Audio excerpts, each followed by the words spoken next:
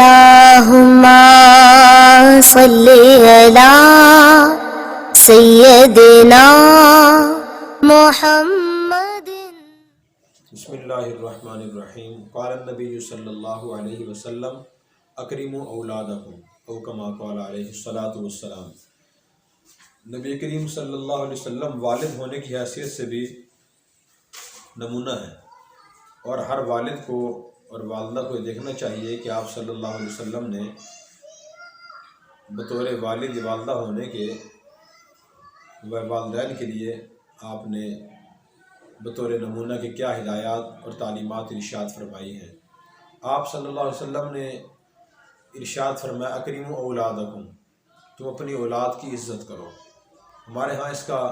رواج نہیں ہے۔ عموماً بڑوں کے ذہن میں خیال یہ ہوتا ہے کہ عزت اور احترام اور تعظیم تو چھوٹے بڑوں ہی کرتے ہیں، لیکن یہ حدیث بتاتی ہے کہ چھوٹوں ہی بڑوں کی عزت کرتے ہیں۔ بڑوں کو چاہیے کہ چھوٹوں کے عزت کریں، حد کی عزت نہ کریں، بلا وجہ ان کی بے عزتی نہ کریں، برے القاب سے نہ پکاریں،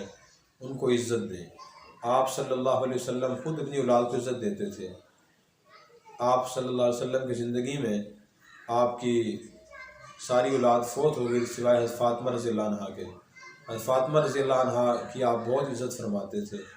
جب حضرت فاطمہ رضی اللہ عنہ آپ کے پاس آتی تو آپ اٹھ کر دروازے کی طرف ان کے پاس جاتے اور پھر ان کا ہاتھ پکڑتے، اسے بوسہ دیتے، پھر انہیں اپنے پاس لا کر بٹھاتے تھے۔ حضرت فاطمہ رضی اللہ عنہ کا بھی یہ معمول تھا، جب آپ صلی اللہ علیہ وسلم ان کے ہاتھ تشریف لے جاتے تو وہ اٹھ کر آتی اور دروازے کے پاس سے آپ کا استقبال کرتی اور پھر آپ کا دست مبارک پکڑتی، اسے بوسہ دیتی اور ہاتھ پکڑ کر لا کر اپنے پاس آپ کو بٹھاتی تھی۔ تو اپنی اولاد کی عزت کرنا، اچھے نام سے پکارنا، اچھا رویہ سلوک ان سے کرنا، اچھے انداز سے پیش آنا، اچھے انداز سے بات کرنا، اچھے انداز سے جواب دینا، یہ بھی نبی کریم صلی اللہ علیہ وسلم کی سنت ہے۔ آپ اپنے نواسوں کو بھی عزت کرتے تھے، ان کو بڑا مقام دیتے تھے۔ ایک حدیث میں آتا ہے، صحابی فرماتے ہیں کہ میں نے آپ صلی اللہ علیہ وسلم کو دیکھا کہ حضرت حسن یا حسین رضی اللہ تعالیٰ عنہما میں سے کسی ایک کو اپنے کندھے پر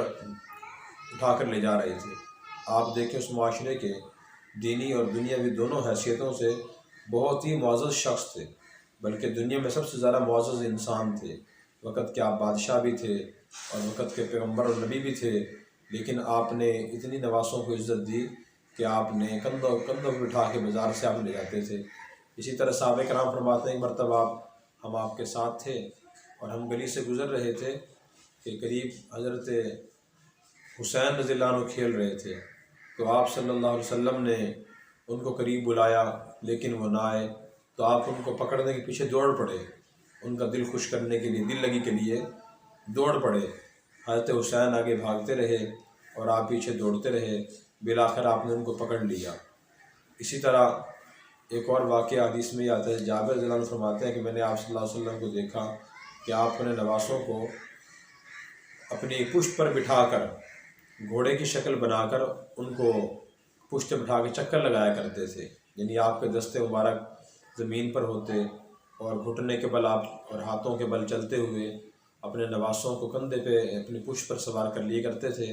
اور پھر آپ ان سے پوچھتے رہے کہ بتاؤ تمہاری سواری کیسی ہے، تمہارا اونٹ کیسا ہے، تمہارا گھوڑا کیسا ہے۔ اندازہ فرمائیں جیسے ایک عام آدمی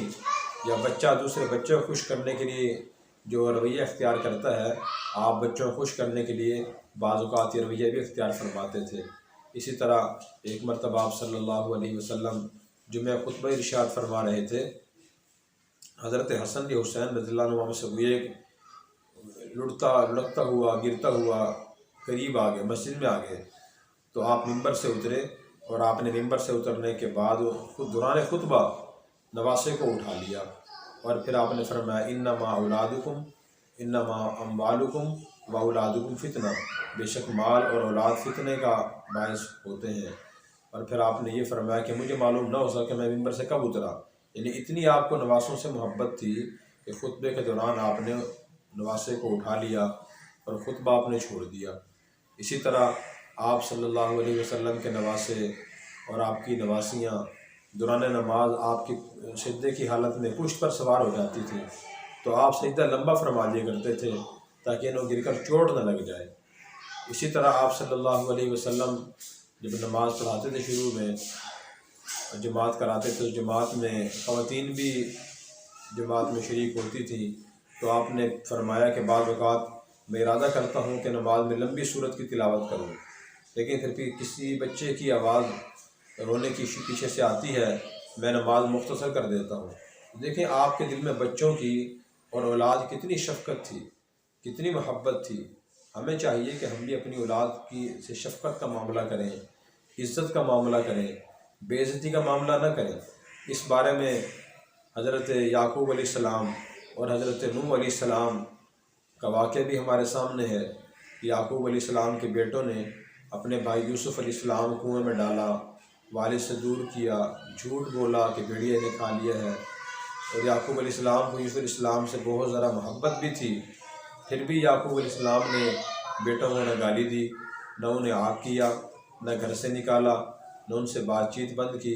بلکہ شفقت سے اس معاملے کو درگزر فرمایا کہ بالآخر اللہ تبارک و تعالیٰ نے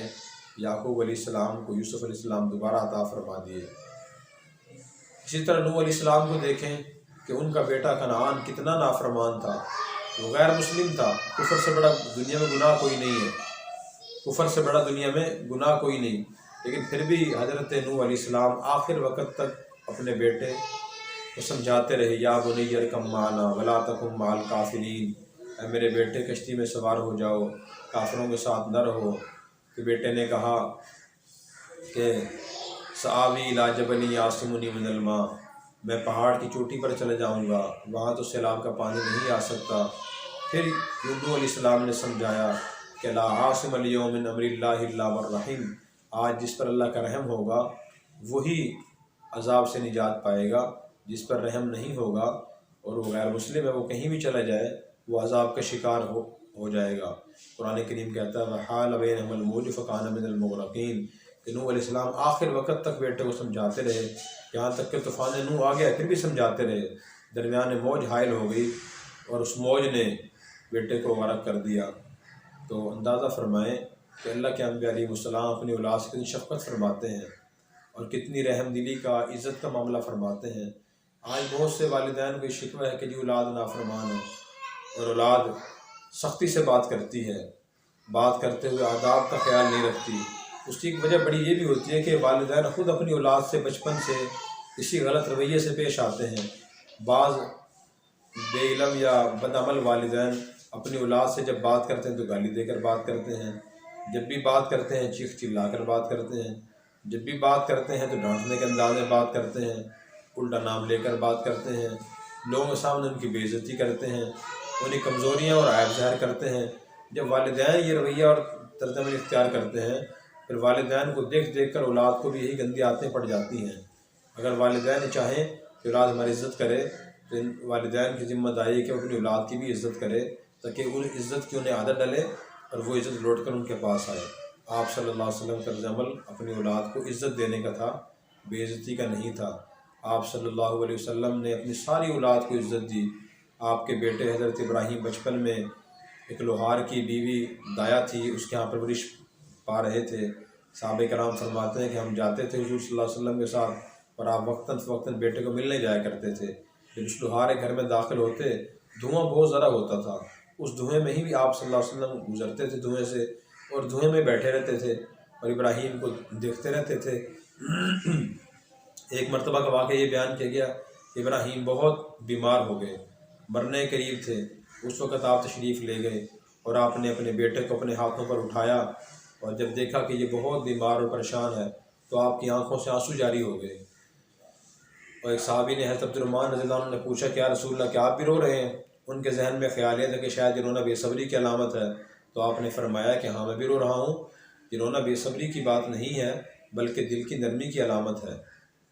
اسی طرح اور بچوں کے بارے میں بھی آپ کی جو معمولات اور آپ کا طرز عمل احادیث سے ملتا ہے وہ شفقت والا، محبت والا، عزت والا ملتا ہے۔ اللہ تبارک و تعالی ہمیں اپنی اولاد کی عزت کرنے کی اور ان سے شفقت کا معاملہ کرنے کی توفیق عطا فرمائے۔ subscribe now and press the bell icon. Never miss an update.